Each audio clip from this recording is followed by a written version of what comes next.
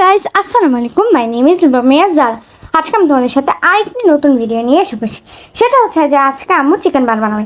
তো তারপরে প্রথমে ময়দা দিয়ে নিল, লবণ দিয়ে নিল, তারপর চিনি দিয়ে নিল, তারপর ইস্ট পাউডার দিয়ে নিল, তারপরে এটাকে তারপর দিয়ে দিব হচ্ছে গুঁড়া দুধ। তারপর এটাকে ভালো করে মিক্সড করবে। আর তোমরা কিন্তু অবশ্যই আমার ভিডিওটাকে লাইক, কমেন্ট, শেয়ার, সাবস্ক্রাইব করতে ভুলবে না। তো তারপরে দেখতে পাচ্ছ ভালো করে মিক্সড করে নিচ্ছে।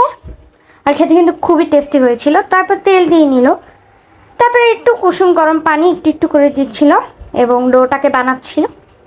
তো দেখতেই পাচ্ছ এরকম করতে করতে করতে তারপর ডো হয়ে গেল। তারপরে ডো করার পরে আরেকটু তেল দিয়ে মিক্সড করে উপর দিয়ে আবার তেল দিয়ে আর কি করে দিবে, মেখে দিবে। তারপরে এটাকে ঢেকে দিবে।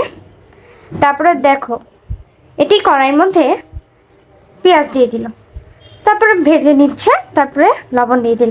এটা হচ্ছে কি মানে চিকেন বানের ডোটা বানাচ্ছে, পুর ডো না পুর। গেছে আমি তো মাঝে মাঝে ভুল বলে ফেলি। তো দেখতেই পাচ্ছ। তারপরে আদা রসুন দিয়ে দিল, মরিচ গুঁড়া দিয়ে দিল, তারপর গোলমরিচের গুঁড়া দিয়ে দিল, তারপরে ময়দা দিয়ে দিল, তারপর কাঁচামরিচ দিয়ে দিল, সয়া সস দিয়ে দিল, টমেটো সস দিয়ে দিল, চিলি সস দিয়ে দিল।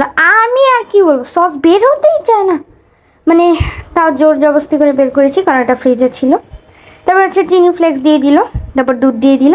তা আম্মু প্রথমে না সবজি দিতে ভুলে গিয়েছিল, তারপরে সবজিটা দিয়ে দিয়েছে। এখন চিকেন বান বানানোর জন্য একটু কড়ার মধ্যে কাগজ দিয়ে দিব এবং এটা হচ্ছে একটি ওভেন। এটা আমাদের মানে অনেক বড় একটি ওভেন।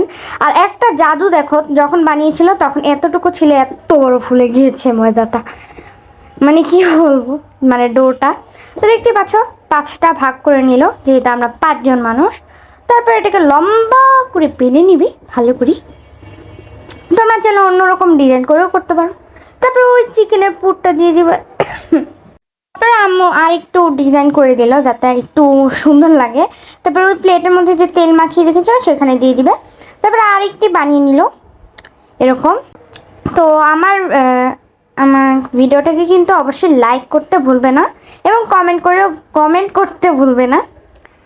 আর অবশ্যই কিন্তু বাসায় এটা ট্রাই করবে কারণ এটা খুব খুব টেস্টি।